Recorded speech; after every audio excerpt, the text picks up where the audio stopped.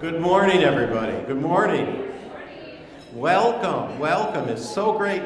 You know, I lived in Chicago most all my life, and now I'm in Durham, North Carolina.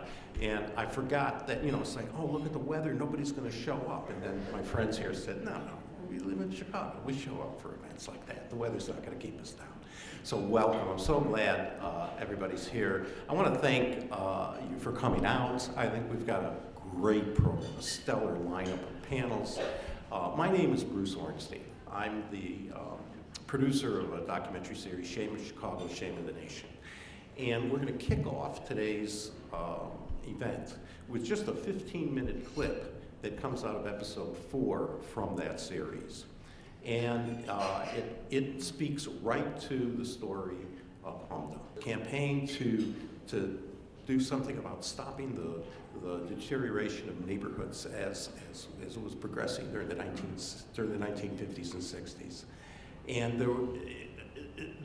I heard about this campaign, and I didn't realize how remarkable it was at the time that it was the first interracial campaign to go after the banks and say, hey, you're credit starving our community. They didn't even have a term for it yet. They didn't call it redlining back then. They said we were credit starved in our community.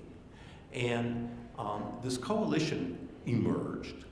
And who would have thunk that a group of homeowners from the west side of Chicago, blue-collar homeowners, would organize on the west side of Chicago and then launch a campaign nationwide to take on the titans of the banking industry. And they won. They won.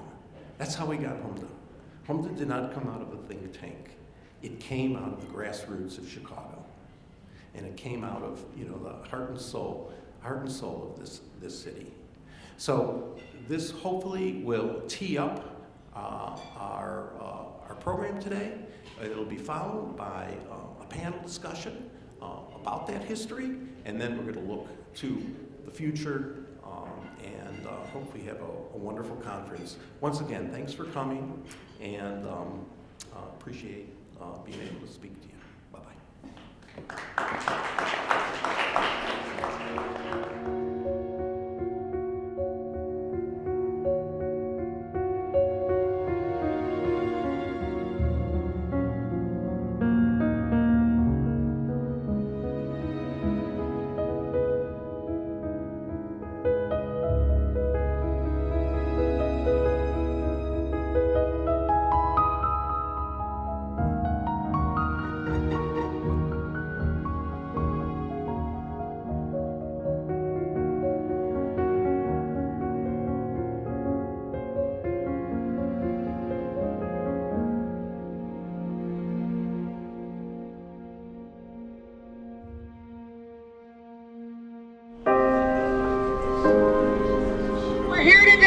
From California to the New York Island.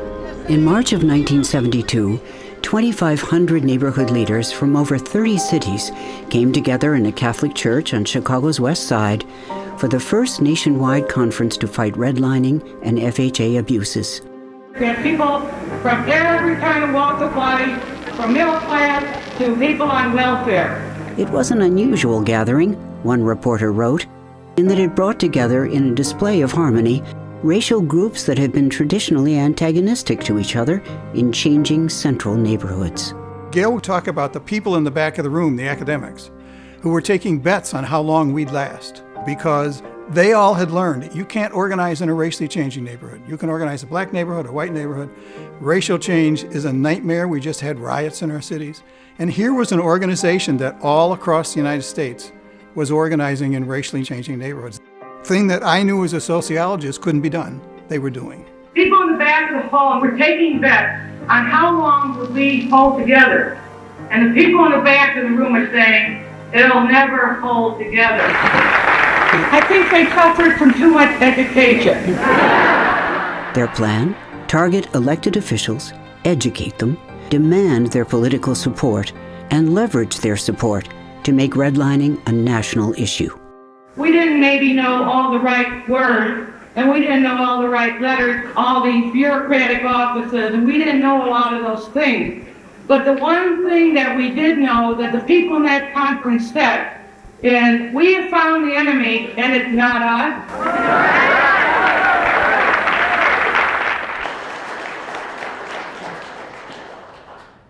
First, I want to thank Bruce. What he's created is a legacy for history. So Bruce, thank you very much.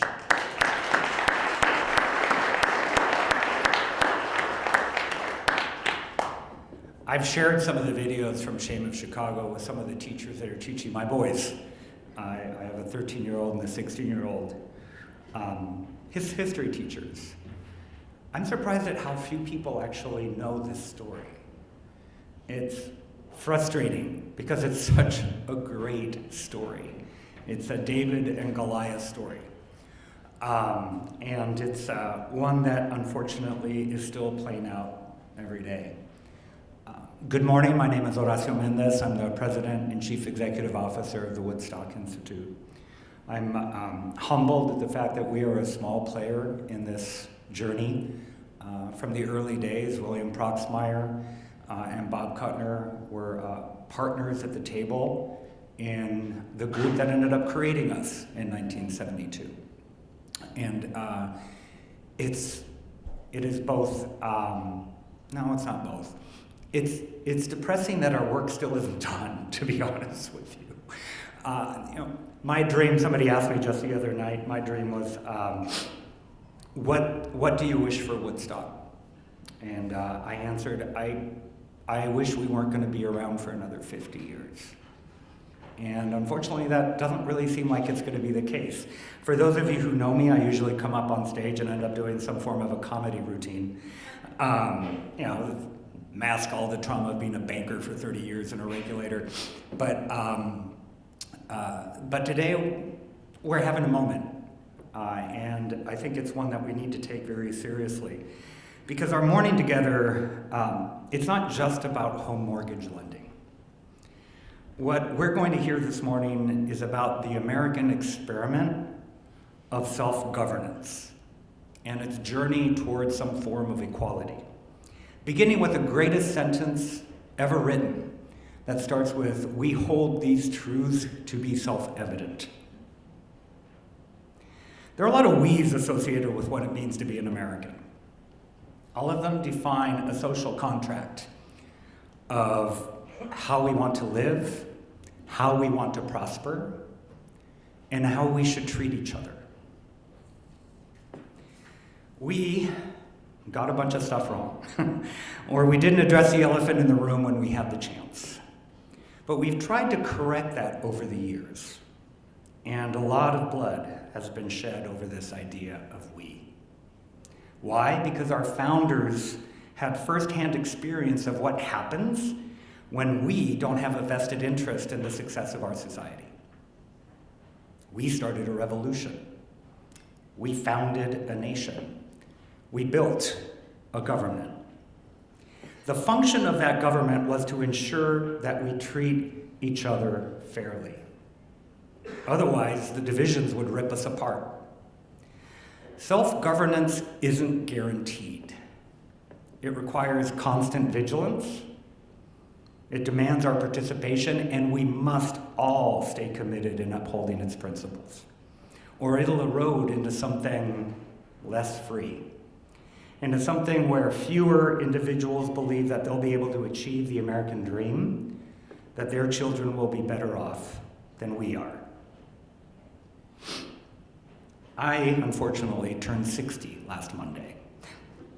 Everybody born in 1965 had an 80% chance of being more prosperous than their parents.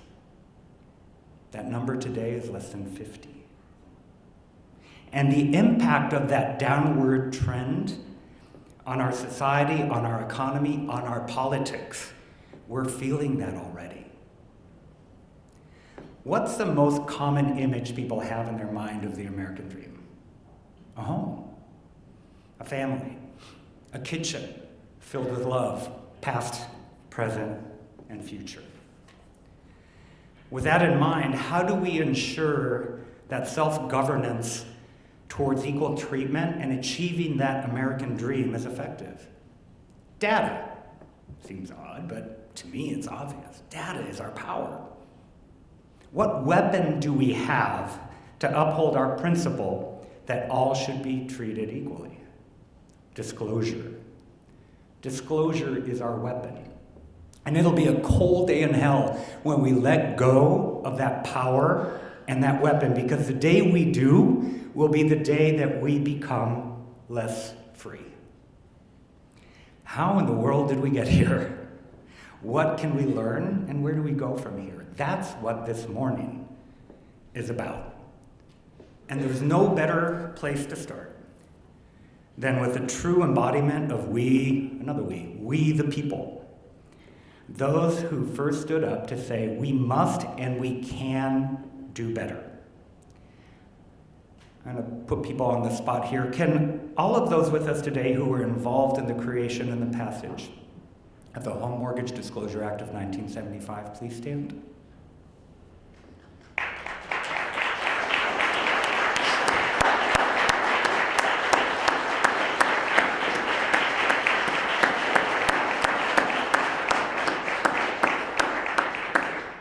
We are grateful for your work and your tireless effort.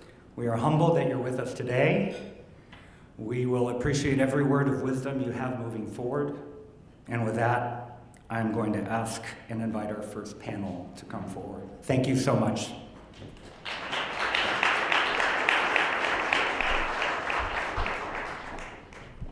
Good morning. Good morning. Good morning. Good to see you all. I am a little bit more animated. I have been, I know you all missed it because you were here, but I do a radio show on WVON from 7 to 9 every morning. So I'm just coming here just from that. So I'm a little bit amped up because we've already been doing it. And the last person that I interviewed this morning was Professor Gloria J. Brown Marshall, who actually wrote a book called A Protest History of the United States.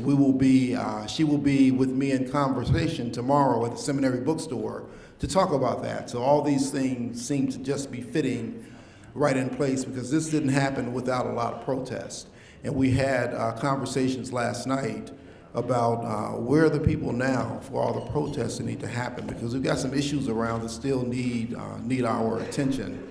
And some of the discussion this morning was around the numbers of people who just stood up, who were part of this effort 50 years ago. We've got to teach some young people how to do this. We've got to teach them how to organize. We've got to teach them about the length of the fight, and we've got to teach them how to do it because we still got some issues that are here and need to be resolved. Oh, by the way, my name is Rufus Williams. Happy to be here with you this morning, and I'm so elated to see all of you all here, particularly given that winter is happening here in Chicago. Have a very distinguished panel to join us this morning to talk about where we were 50 years ago, where we were coming up to the passage of HMDA. First, let me introduce to you Ted Wysocki of Disclosure. Ted, good morning. Why don't you, as we go through, just give us a little bit of your background and open this up for us. Well, I had the privilege, both professionally and personally, to spend over a decade working for Gail Sankata. I was supposed to get a PhD, but I learned a lot more from Gail than I was learning in school, so it was an easy choice. And one of the things that Gail asked me to do was to start a national newsletter, which, given our demands, we called Disclosure. And I think you saw some of the clips from some past issues of Disclosure. I just want to offer a context and a quote here that I think sets what we're going to be talking about in this panel. The quote is, "Cities don't die accidentally. Redlining is done by specific people for one purpose only, and that is to make up as much money in the shortest period of time, and the hell with everyone else."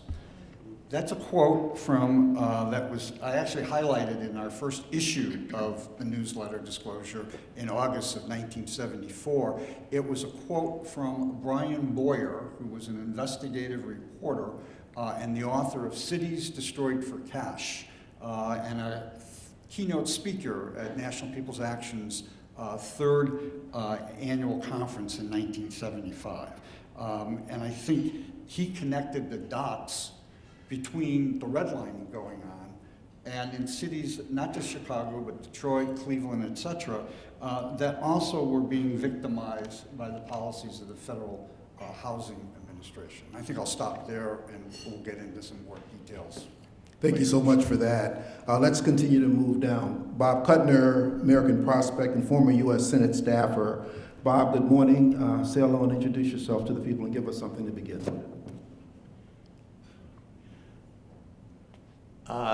I had been a journalist for several years before 1975, and Proxmire had been the chairman of the Subcommittee on Consumer Affairs, where he passed or succeeded in getting Congress to pass several landmark pieces of legislation: the Fair Credit Reporting Act, the Equal Credit Opportunity Act, the Truth in Lending Act.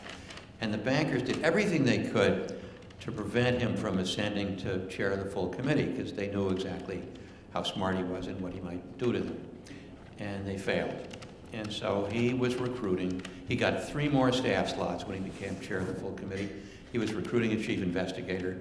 I had been on the Washington Post, and I decided this might be kind of fun. And I'll say more when it's my turn to talk in detail, but working with the anti-redlining movement really transformed my life, because it was a kind of graduate school for me in the connection between how the financial system works and the power of community organizing. And that, I stayed for 3 years working for Proxmire. Those were the 3 years when we got these 2 landmark bills passed. And that set me on a trajectory as a journalist specializing in political economy. That's where I learned all the fundamentals of how you connect a deep understanding of how finance works to a deep understanding of how power works. So I literally owe my whole career to the anti-redlining movement, and I thank you. Thank you. Let's continue to move down. We have with us Shelley Davis from the South Shore Synergy. Shelley, good morning. Good morning. 50 years ago, I was 5 years old. Let me just be really clear. Me too. I'm here on this panel because my father, Milton Davis, was one of the 4 founders of South Shore Bank, which was rebranded as Shore Bank. And so Shore Bank was incorporated in 1973, and we were the family out of the 4 that lived in South Shore and lived closest to the bank. So I grew up, I feel like, in the bank. And the bank was the second home base of the bank. Our home was the second home base of the bank, which means that I saw throughout my childhood and young adulthood all of the progress and the fights that Shore Bank really led as the premier community development banker in Chicago and in the country.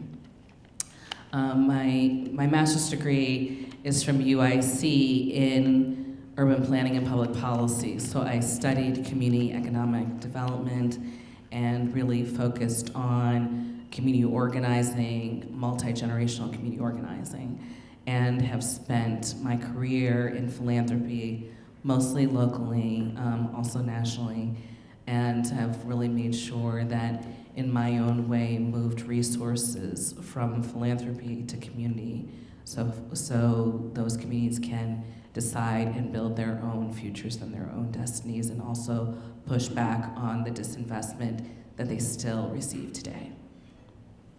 Thank you so much for that. And finally, certainly not least, is Mr. Calvin Bradford, whose organization speaks for itself, the National People's Action. Calvin. Thank you, Rufus. My whole life, professional life, 53 years of it, has somehow been related to mortgage lending and the Home Mortgage Disclosure Act. So if you wouldn't mind, Rufus, I'd like to, being a researcher, I can't help myself, but do a little presentation if I can sneak I would never ask you to be anything other than what you are. So I would say my whole life has been related to this superstar called the Home Mortgage Disclosure Act. And it goes from exposure, where it started out before the act, to disclosure. In 1974, there were lots of studies around the country where people wanted to expose what the bankers had done. And no place had more of these efforts than the people in Chicago.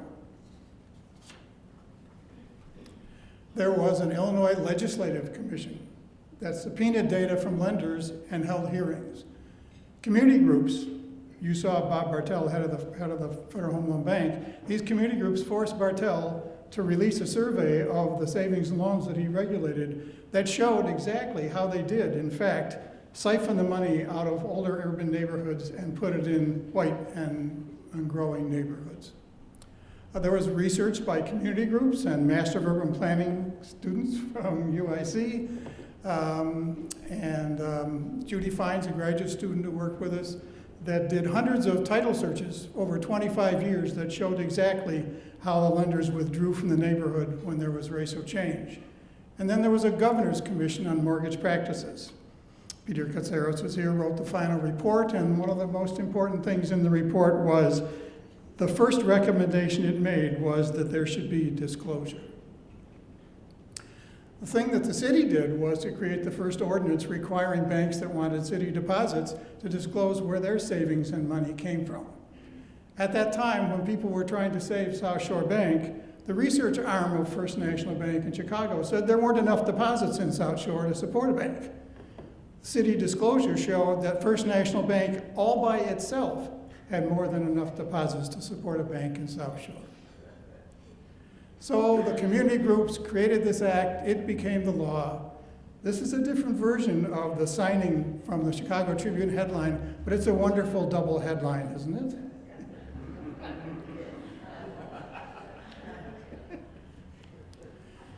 Here we had this act. It was a pretty basic act, right? It was limited to banks and credit unions and savings and loans. It had only aggregate data by census tract. That's all it reported. There was no actual individual race data or deposit data in the act. It was released as stacks of printouts, literally, in depositories in every metropolitan area all across the country. So if you wanted to analyze it, you had to add things up by hand. And it had to survive two sunset provisions. Go back in Congress and fight again. And yet, it was widely used, particularly by community groups. There was first a study by National People's Action that covered 8 cities when the data first came out: Chicago, Cleveland, Columbus, Ohio, Hartford, Oklahoma, Salt Lake City, Waterloo, and Wilmington, Delaware, all across the country. HUD published 2 guidebooks to help people use the Home Mortgage Disclosure Act data.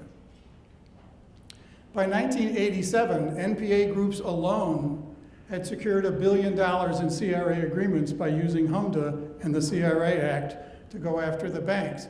And a study in 1992 found that there were 216 such agreements using HMDA for over $8 billion. But HMDA, in a way, came of age in 1989. There was a Pulitzer Prize-winning story in the Atlanta Constitution called The Color of Money. Look at those maps.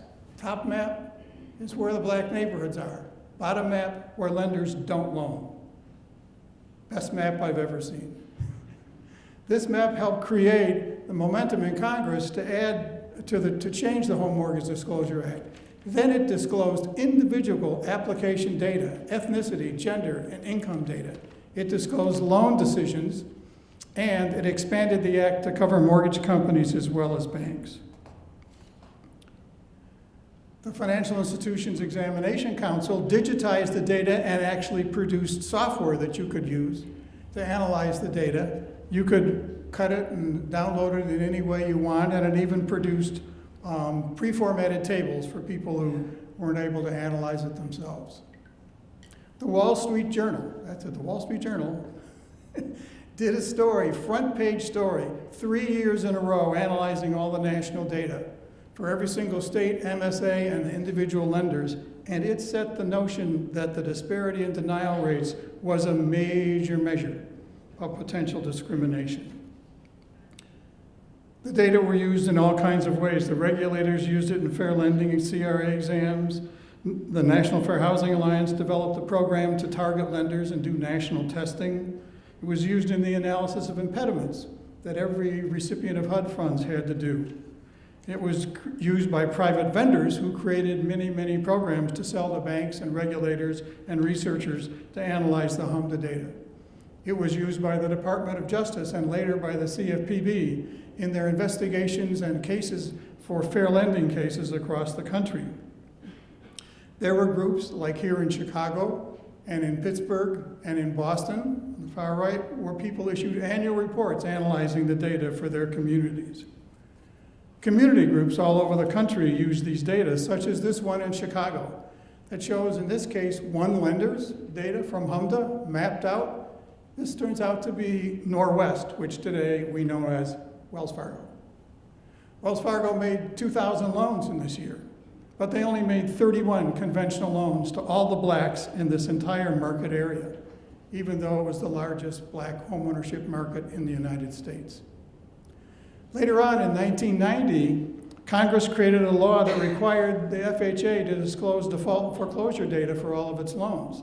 So we could now use HMDA data to see where the foreclosures were, and as the same map in Chicago showed us, the foreclosures were concentrated in the same place where the FHA loans had been concentrated before. When subprime lending came along, HUD produced a list of subprime lenders, and in 2004, data on interest rates was added to the HMDA data. So we could literally study all the subprime lending patterns as well. This graph was produced by HUD Treasury. You know, they used to say nobody knew it was going to happen, the subprime lending, but it's actually from HUD. And Treasury in 2000 produced this graph showing the change in subprime lending by predominantly white and black neighborhoods from 1993 to 1998. Community group, the Center for Community Change, did a national survey of every metropolitan area in the United States, and they showed that not only was there a huge disparity by race, but actually the disparity increased as people's income increased, contrary to what any bank and underwriter would suggest was reasonable. Finally, the HMDA data in 2010 was transferred to the CFPB, and a lot of fields were added, new fields were added by the CFPB and in the law. One of those, and one of the important sets of fields was cost data. So we now see how much it costs people to get a loan. And so here is a chart for the city of Chicago that shows what percentage of your income it cost you to get a loan. Blacks had a cost 3 times higher than whites. And finally, for their part, Woodstock, I would say, has created a portal for public users to use for data in Chicago, and working with fair housing groups, they also have a portal in Indianapolis, Milwaukee, St. Louis, and wouldn't be surprised if there are more to come. So this is the power of data. This is its life. This is what it's accomplished. Thank you.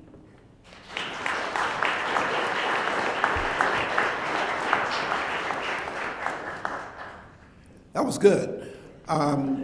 You know, history may not repeat itself, but it's got a southern rhythm. And as you look at all these patterns, as you look at what we just saw from Calvin, and you think about where we are today, you can kind of see some things ebbing to the same places. You think about where we were in 2008, you can see these things ebbing in the same places. So I'm glad that you all are here to just kind of revisit this history so we can get prepared for the next panels to tell us where we are now and where we ought to go. I want to come back because one of the people who was so instrumental in HDMA was Gail Sincata, whose name has been mentioned already today. Ted, let me come back to you. You worked alongside of Gail. What was it like inside the movement? Talk about what worked, what didn't work, and why was disclosure such a compelling message to rally support around? One historical context I would start with is you need to remember Watergate, you need to remember the Vietnam War, and there really was a lack of trust of government throughout the country. Shocking. Shocking, yes. Round them up. And so that was an undercurrent, but I think one of the reasons I shared the Brian Boyer quote is that his, as well as others who investigated FHA abuses, really unveiled that the federal government was complicit in allowing primarily African-American families to be ripped off and having your own government do that. I think what was key to Gail is she respected people, okay?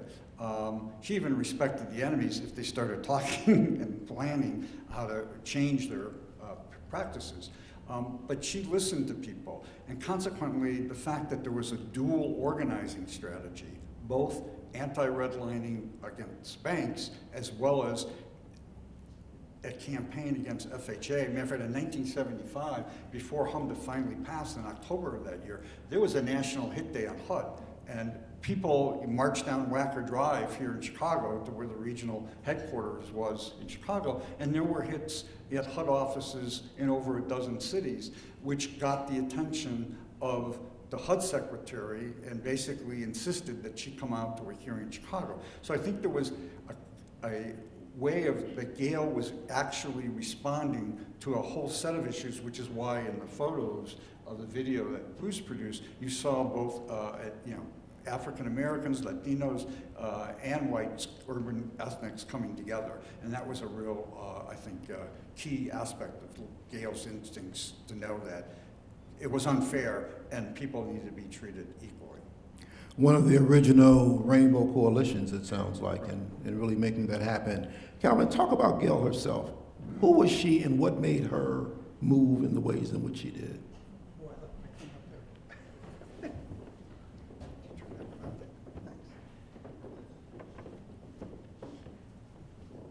Well, I think as you saw in... Is that working? It should be. Yeah, lights on. The light's on, so it's supposed to work. I use Shelley. Okay. Thanks, Shelley. So the thing that was important about Gail was that, and I think it was embedded in the notion, we just come out of race riots at the time in the city, and as I said, I knew as a sociologist you couldn't do what she did. Everything that's happened and that we're celebrating today is something I was trained at Northwestern University to know couldn't happen. And I had to learn, I think, and she learned, that there's a way in which community people learn things. And you have to learn, and you have to respect that. She would say, you sit in the back of the room, and if we need you, I was all ready to save everybody. She says, no, sit in the back of the room, if we need you, we'll tell you. And we said, but we at Northwestern University, we've already analyzed all the stuff. We know that it's the secondary market that drives the whole thing. And so, we should be going after Fannie and Freddie and all these people. And Gail would say, no, she said, I know that too. But that's not where we are organizing today. We organized against the realtors and understood how that worked. Then we organized against the FHA lenders and we learned how that worked. Then we organized against the conventional lenders and because we knew how that worked and how they did that. He said, and you are not going to be able to sustain the progress you make if the people across the country and in these groups don't have their own understanding of how that system works. So I think when Bob said, I'm just kind of dumbfounded at the sophistication that people brought with them, it's because they took years of organizing and effort to know it in a holistic way that no academic research paper, no AI is ever going to understand. And that was essentially to her, and the other thing would be her statement that we saw in Bruce's thing, where she said, we found the enemy and it's not us. Back after the race riots, people were spent a lot of time navel-gazing, trying to figure out where their racial feelings came from and how to deal with them and how to correct their own personal stuff. And Gail said, no, we know everybody's really capable. We know there's tremendous leadership in the community. We're just going to go out and develop the leadership. And people learn to respect each other regardless of their race or their backgrounds because of the skills they had, because of the organizing that they did, because of the achievements that they made. And that was something that I think people still haven't learned today because it was endemic to MPA, it was endemic to them. The most diverse racial coalition I've ever seen hardly ever mentioned race. Bob, government comes up a lot here. You were working in government at the time. You were working with Senator Proxmire. You working with organizing the redlining space. Why was this one of your first priorities there, working with Senator Proxmire and the Senate Banking Committee? Well, I was literally on the job one day when my boss handed me a folder called redlining.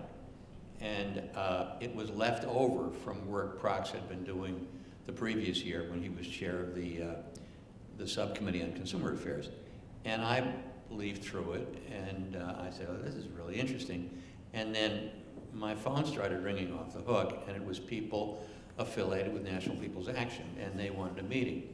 So about a week later, I met with about 25 people, and we mapped out a plan. I mean, it was clear that they had done their homework, and instead of having to research who was redlining what, one transaction at a time, by going to the Recorder of Deeds office, if you had something like the Home Mortgage Disclosure Act, you could get the sort of data that Cal is talking about and decide which banks to target, which banks to humiliate and pressure. And so I thought this was just fantastic. And I went and reported into Proxmire. He loved it. Proxmire was a very unusual creature. He was a tight money progressive. That is, he was worried about things like deficits. He was worried about things like inefficiency in government. He gave this facetious annual Golden Fleece Award about wasteful uses of government spending. And this bulletproofed him against right-wing attacks. But he was really quite a progressive. And so the anti-redlining movement had everything. It didn't cost the government anything. It saved the government money because government would not have to pay off FDIC insurance if a bank failed or failed mortgages. And it was led by the people, and it was not bureaucratic, and this was pure Proxmire. So he gave me the green light to just go for it. And I scheduled 4 days of hearings, and I had done some work in radio and television. Producing a hearing is sort of like producing a TV extravaganza. And we had 28 witnesses from community groups all across the country. We had bankers, and we set this up so that we could entrap the bankers and embarrass the bankers. And then we had 2 good guy bankers to embarrass the bad guy bankers. So good guy banker number 1 was, of course, who else? Ron Grzywinski. And good guy banker number 2 was a guy named Todd Cook, who was the CEO of the Philadelphia Savings Fund Society, which was a Jimmy Stewart sort of SNL. And boy, was that fun. And then we had a real head of steam. And as Cal said, the groups then had to do their homework because the strategy was to blindside the bankers and get so much support in so many states that senators felt they had to vote for it. And Prox was a very good legislative tactician. So he actually, I learned so much about how things work in those 3 years. Both about how finance works and how power works, and in this case also how legislation works. So Proxmire took his own head count. I took a head count. I would talk to staff directors and ask which way their guy was leaning. Proxmire, where there was some doubt, would work the members themselves. And then he had 2 votes in his pocket that he didn't need. The 2 Democrats from West Virginia, Bobby Byrd and Jennings Randolph, were sort of conservative, but they said to him, if you need my vote, I'll vote for it. So they waited until the last minute until Proxmire knew he had the votes to pass it, and the thing passed.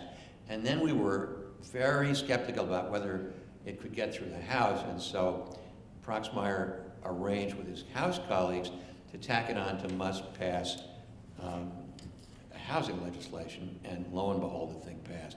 It was absolutely miraculous, but my point is, I just happened to be in the right place at the right time with the right values, but all of the work, the intellectual work, the research, the organizing, the strategy at every level came from the people.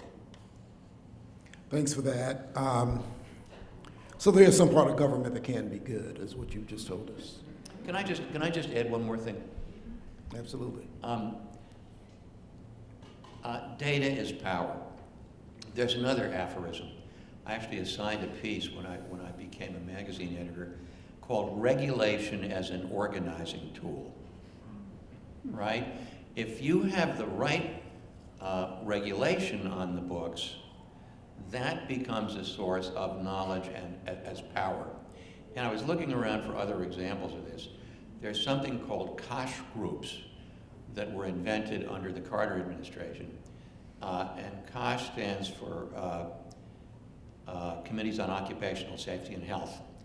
And the idea was you delegate enforcement of occupational safety and health standards to frontline workers, and that saves a lot of bureaucracy.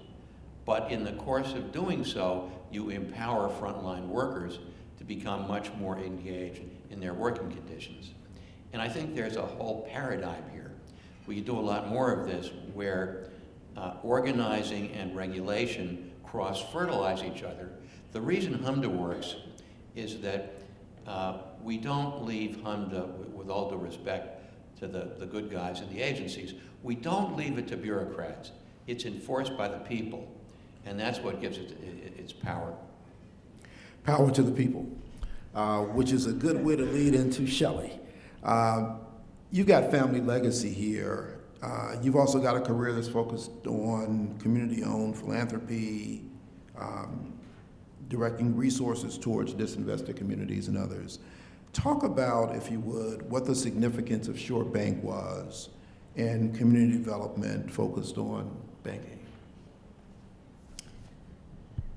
So I think what was amazing about Shore Bank was that it was a place where people could finally access resources, whether it was to buy a home, to start a business, or to scale their business. And they were able to have a direct relationship with their bank, with their banker, and be heard without bias.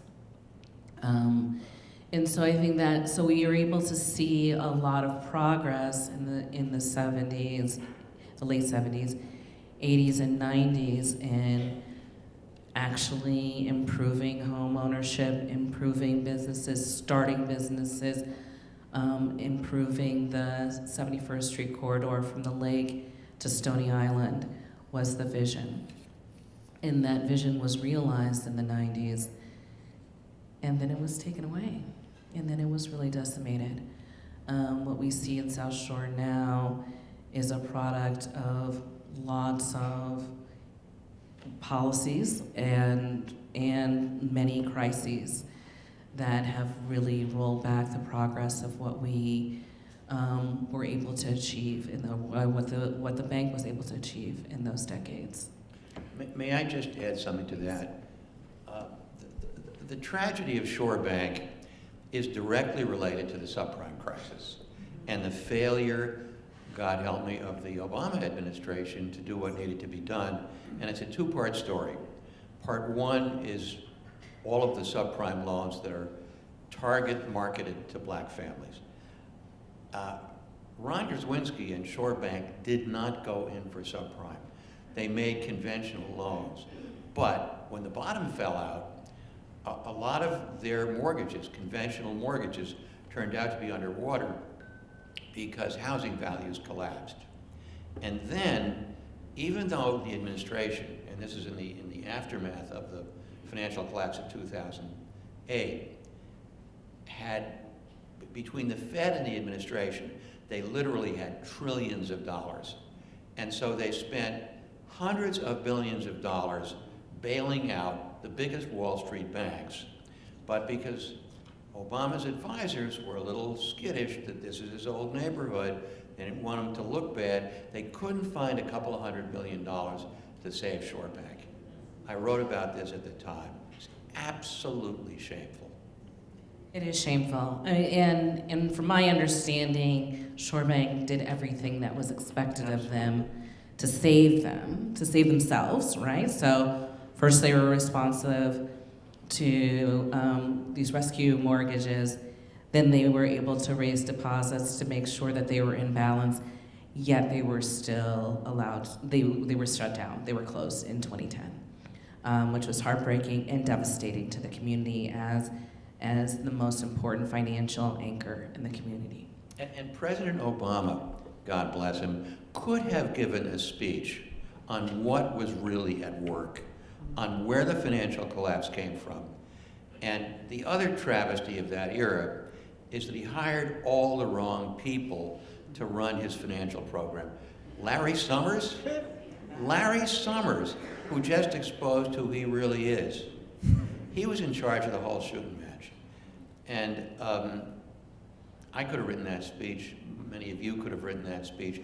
This is what really happened. And this is why we're going to save Shore Bank. And it's not because it's in my old neighborhood. But his advisor said, oh my God, you got a re-election coming up. This looks terrible, blah, blah, blah. And so here we are. You know, my hero is Sisyphus. Remember Sisyphus? He's the guy in Greek mythology. Every time he pushes the rock up the hill, it rolls the rock back down the hill. But the joy is in the struggle. And the rock rolls back down the hill, and we all have to keep pushing the rock back up the hill, and the struggle never ends. This is important. I want you to stay here for a minute because we had Shore Bank, and Shore Bank, as I recall in the 90s, they were looking at how to replicate Shore Bank in other communities and other cities around the country. But you just talked about what ultimately happened to that. Here in Chicago, we also had Independence Bank, we had Seaway Bank, we had Community Bank of Lawndale. We had a number of community banks who were doing the lending in places where other banks said that it couldn't happen because they didn't really understand the customers and they didn't really understand the ways in which the community worked. Talk some about the demise of Black financial institutions as it relates to data and what was necessary to bring forth this act and where we find ourselves now. Any or all of you can take that. Well, I mean, I don't feel like I should take it, but I will say that what we do know, that Shore Bank's legacy at its heyday was this attempted replication. There was Arkansas, there was Cleveland, there was Detroit, and I know I'm missing several others. And there's also been international replication that still lives to this day. But I think this important piece about politics and the financial crisis, we didn't talk about CHA being demolished and resegregation of low-income folks in a way that changed demographics in South Shore and other places that really rolled back the progress that was being made and continues to roll back progress to this day. I think a big villain of the piece is subprime, and the fact that the government, and this is both under Bush II and also under Obama, the government did not do its job in preventing this from happening. There were laws on the books that should have prevented subprime from existing at all. And it was Larry Summers in his earlier incarnation as Secretary of the Treasury who made sure that legislation that had been proposed to prohibit credit derivatives would never see the light of, would be passed, and then efforts to shut down credit derivatives that allowed the securitization of subprime mortgages became ubiquitous. And so when that happened, with the targeting of African American neighborhoods for subprime loans, many of whom qualified for conventional loans, so that the impact of the collapse was felt disproportionately on Black neighborhoods, that in turn is devastating to Black financial institutions. And so Clinton, who had paid a visit to Shore Bank, was very impressed by it, pushed legislation through Congress to create what he called community development financial institutions to replicate Shore Bank all over the country. And there were lots of such banks, community development banks, that specialized in community reinvestment, but subprime destroyed all of this. And so now the Black homeownership rate is down to what it was before the Civil Rights Act was passed, before the Fair Housing Act was passed. 50 years of work really set way, way back. And Trump is not going to be president forever. There will be a normal administration after Trump. And I'm going to live to be an old man because I want to live long enough to do this work all over again and push the damn rock up the hill.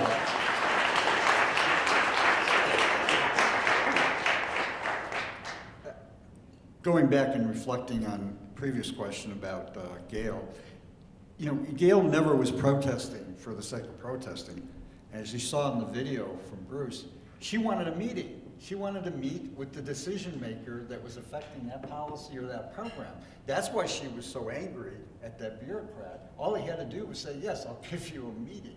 And that tactic proved to be very successful because whether it was a congressperson, and the organizing was going on with the House as well at the same time, getting the Congress people to come out on tour the houses in their own congressional district and see what the impact this was all having and be working with those local leaders to fix this problem. So it was all about fixing the problem. I had the privilege of working with the community team to be negotiating with First National Bank of Chicago. Y'all remember First National Bank of Chicago? That was before all the mergers that led to it now being buildings owned by Chase. Yeah, before being PNC and Bank One and But back then, there was new leadership at First National Bank, and I'm convinced that that was a key factor in them being willing to listen and to be looking at HMDA data and saying, there's a market here. There's business to be made here. We're not doing this business. We need to be doing this business. We need to be lending in the neighborhoods. And the person they put on to represent the bank on the negotiating team had recently been brought in from the West Coast. I think it was Oregon at the time. And we took him out on a community tour. And he said, this was like maybe after 2 or 3 meetings, and he said, I didn't, you know, when you guys were talking about mixed use real estate, which is, you know, apartments above storefronts, the whole city's built with mixed use real estate. Yes, it is, and that's why we're saying there's business to be done here because the S&Ls won't lend on it, because the S&Ls were around that time, because it's got a business in it. And the commercial banks won't lend on it because it's got an apartment in it. This is a gap here in financing you can do. So those local tours, whether they were being done in Rhode Island with Ferdinand St. Germain, I believe was in a House position, banking position, these were critical. And as consequently, you know, Gail was making sure that when we were covering these stories in disclosure, we also started interviewing community leaders. So if we were running a story about what was going on in Providence, Rhode Island, we were running an interview from the roots, we called the regular feature. And then when Gail would be writing about whatever she wanted to write about for her column, she decided that I need to name this column The Next Move, because she was famous for ending her remarks by saying, the next move is always ours. Yeah, the other thing about subprime strikes me, since it did destroy so much, you know, you had tremendous reinvestment after the Community Reinvestment Act. And then you gutted those neighborhoods. When we took tours of Boston and neighborhoods in Chicago after the subprime crisis, they were actually in worse shape than when we took tours before we organized for HMDA. But the people knew what was going on. It's like when I look historically at this, you know, nobody thought subprime was a terrible thing until it affected white neighborhoods. And by that time, the black neighborhoods across the country had already been undermined, had already been gutted by most of this. And I had the privilege or terrible experience of having also been a consultant to some subprime lenders in the final days who were supposed to do fair housing. And it's time to tell people, those lenders knew those loans weren't any good and they knew where they were. America had a 40% default rate in the city of Cleveland. 40%. When we started out, if you had 0.5%, you got worried. 40% was a little high. They knew those loans were no good, but as long as someone on Wall Street would buy them, that was fine with them. And every time NPA had a meeting with every single head of the Federal Reserve, all the way through Bernanke, those people always said, this is great for the market. Subprime lending is something people need. All this stuff. They defended it. the brilliant people leading our banking industry were destroying the black neighborhoods, literally destroying the black neighborhoods. Again, just like FHA, the government was at the source of this. And the community people, like NPA in 1999, did a nice study called Preying on Neighborhoods, where they would go, just like we used to do for HMDA data, do title searches, they would pull data on the foreclosures. And they could identify which banks were foreclosing, where the foreclosures were located, where they came from. And the government ignored it until the whole thing collapsed.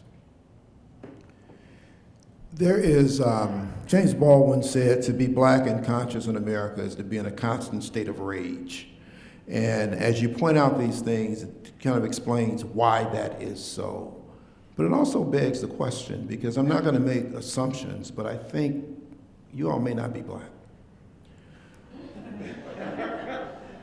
Talk about what led you into this fight for those black and brown people who were being diminished so much by the system. Bob, why don't you begin? Okay.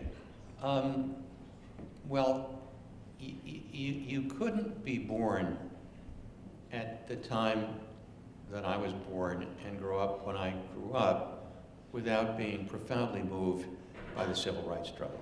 I mean, that was the formative event of my childhood, and I grew up in a suburb. My parents had almost no money. They pooled their resources with my grandfather and bought the smallest house in a suburb that had a school, good school district. But I was raising money for CORE when I was in high school, and I went to the 1964 Democratic National Convention with the Young Democrats, so I could smuggle floor passes to the Mississippi Freedom Democrats. And this was just part of who I was. Andy Goodman's mom was one of my dearest friends. And so, you have that background. And then I went to Oberlin College, which was the first college long before the Civil War to admit African American students. And so, you have a certain set of values.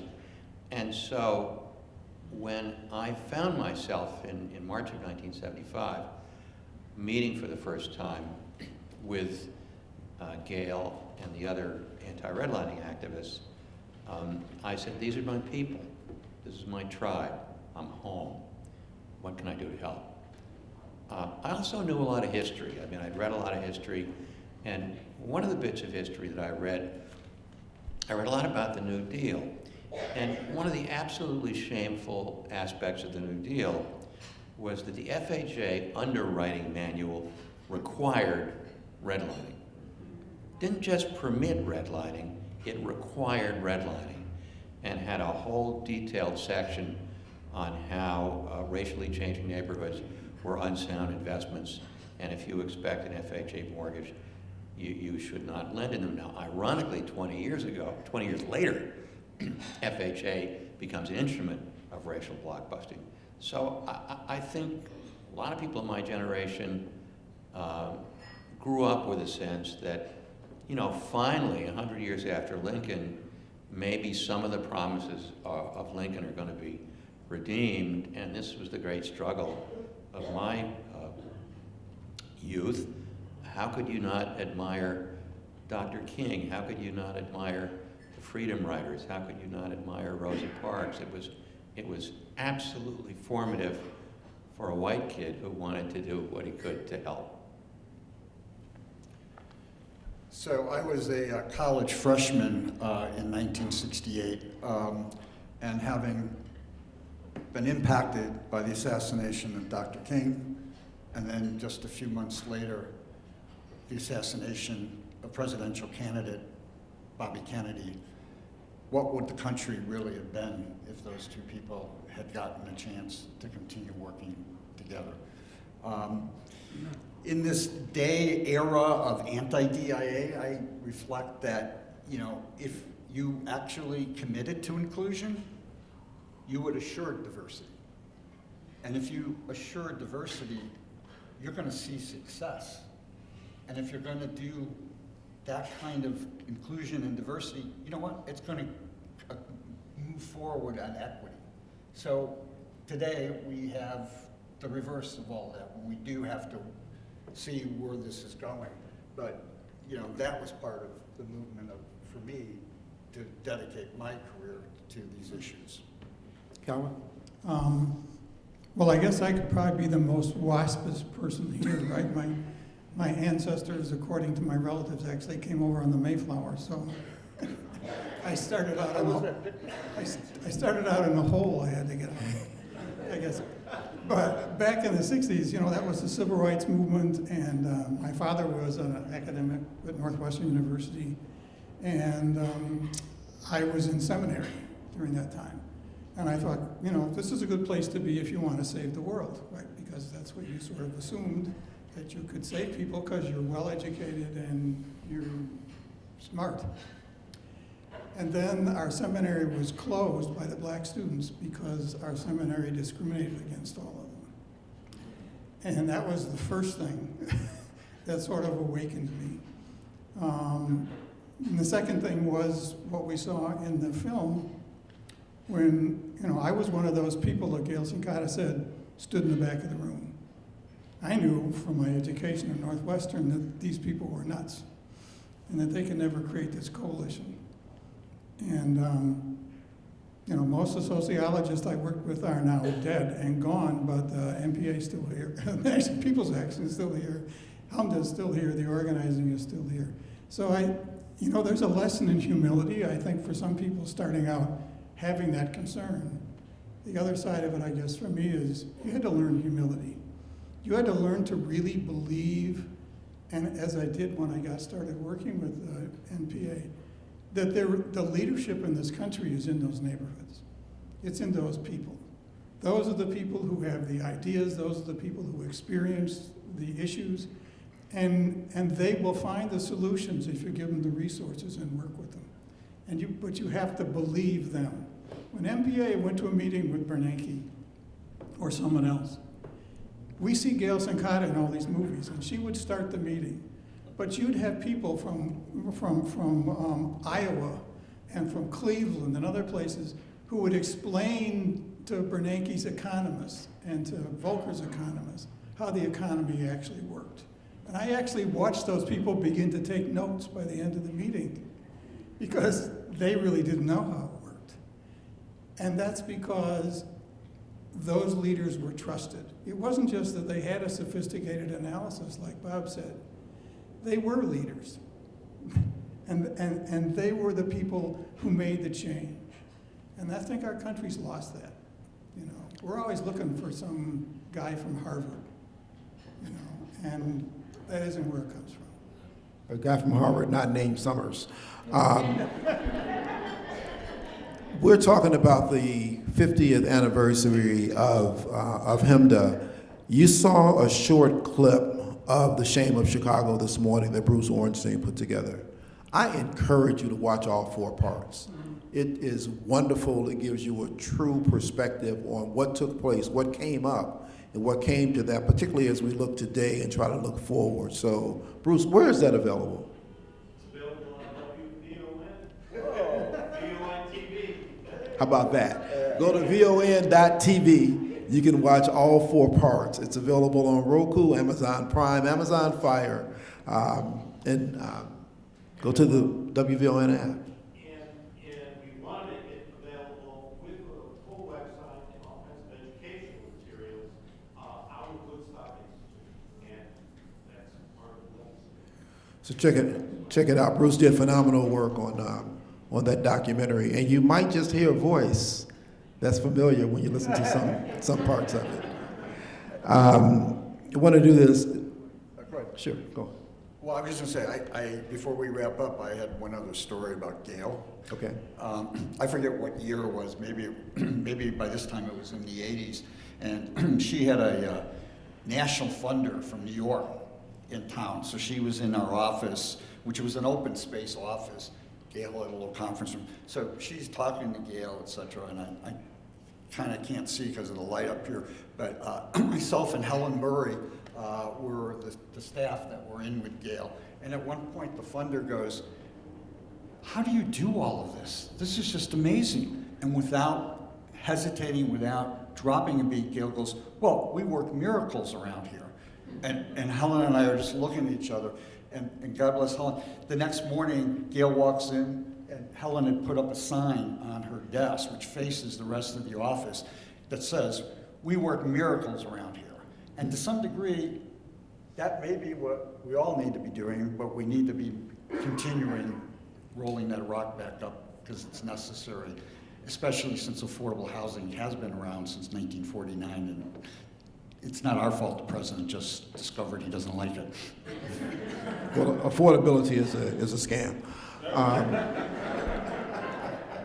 I need to ask you, Shelley, I'm assuming something different about you than the rest of the panel. Is this the question of why?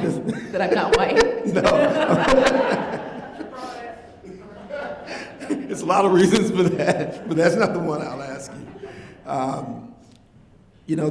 There was such pride all over with the election of President Obama, and none greater than here. But we also know in looking at the history that Harold Washington, there was such pride when Harold Washington was elected. And I recall being at Independence Bank and at Shore Bank and at Seaway Bank when they were a big part of raising money for Harold Washington's campaign. And so this line is not broken as it goes through. And then we think about Reverend Jackson when he ran for president and all the changes that happened as a result of that, all these things which made way for our first black president. So when you look at those things from your lens and you think about what happened with Shore Bank, when you saw it happening then and you look at where we are now, and we think about the politics that were involved all the way through this and now a chance to impact that, how did that impact you? What were your thoughts on that when that happened? What was that quote that you mentioned about rage? James Baldwin. And there's just so many waves of hope and disappointment throughout my lifetime because of growing up watching a mission and vision being realized, seeing it at its peak and seeing the waves of poor public policy and politics decimate what was possible. It's hard not to be enraged, so I'm glad we had this conversation about one of the legacies of the Obama administration, and one of the harms that it actually caused. We could talk about other things, but we'll stick with this topic. So that's that one piece, and we still see it happening today, right? So I lost my dad in 2005. We lost my dad in 2005, my dad was the chapter president of CORE, so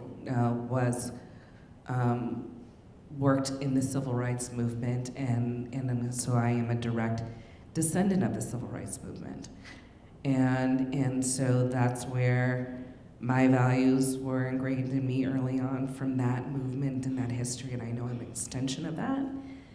At the same time, all of the visceral and vicious attacks that we're incurring today are all because of the success that Shore Bank and others were experiencing.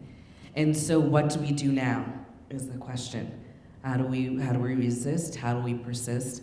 How do we live long lives? But also, how do we make sure that we currently and all generations know that this is a part of the pattern? That once there's success, there is a backlash, and it's harsher and worse every single time. And how do we have the courage to make sure that we stand strong to then fight another day. Wonderful place to end. As I've been told, I've got 15 seconds left. Please thank our panel for their...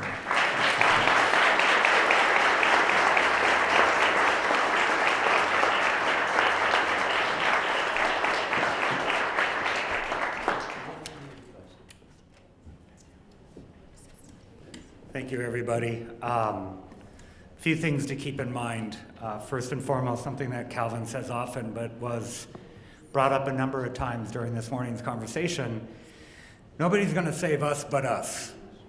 We shouldn't be waiting for somebody, irrespective of their last name, from Harvard or the Ivy League to be able to step up and say, I'll do it.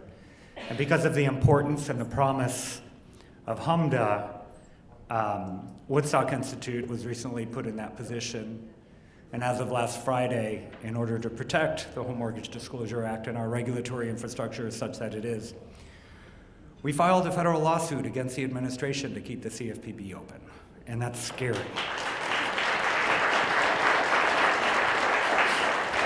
That's not a sentence I thought would ever come out of my damn mouth. But that's where we are right now. But you bookend that to when I was first introduced to this world in 1993. I came to Chicago for a hearing associated with a protested merger of two large financial institutions. And I got to meet Gail, and she scared the shit out of me. That was an intimidating woman. She called me wet behind the ears, I think was the, but it gave me something to aim for. I want to thank again our panelists. We're going to take a 10-minute break so we can bring in a few more chairs. And then we'll begin with where we are now and how HMDA is being used, and then build off of that to looking forward in terms of where we're going. So again, thank you to our panelists.